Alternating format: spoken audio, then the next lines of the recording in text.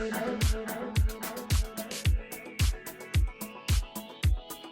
tell me if you like it. Tell me if you like it now.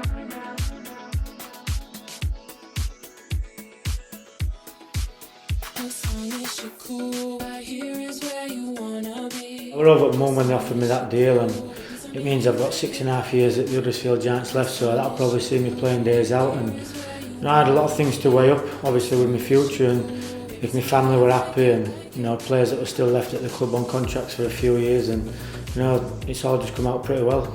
Obviously in a good position at the moment in time, and we can't dwell on that where we are, but we have to really take this opportunity with both hands, and that'll show that we can keep doing it year after year, and that's what we want to do. Yeah, Below and Kieran's been great, and I think that's what they've done. They've just put a bit of stability in the team and gone back to a bit more basics if things aren't going right, and I think that's paid dividend for Below and Kieran. It just shows how much hard work they put in to get us where we are.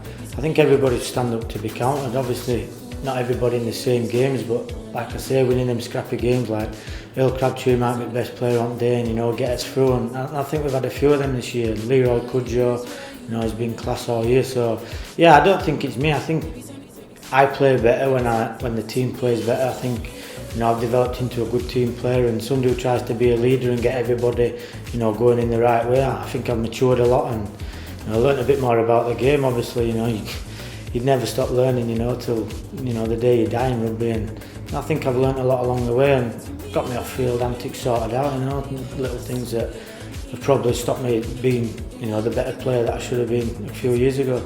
Yeah, I think I'm a lot different player from when I was younger. I think I tried to play more for myself than I did for a team and things like that. I've noticed that, but I would say I'm a totally different player this moment in time from where I've been in the past, where I'm more consistent. When I was younger, I might have one good game, 3 bad ones, and things like that. And if I'd had one good game and 3 bad ones, I'd remember the one good one and not remember the not so good things I did in the bad games. So whereas now I look back on my bad games and try and pick more faults or reasons why that happened. It's not beyond us, but we have to learn from the last 5 or 6 big games we've had. We've lost them, and we have to learn from that, and take them 6 painful defeats that we've had and really challenge them all into the next big game we've got. Obviously that's this week against Salford, but when you're playing the playoff games, you have to put everything on the line.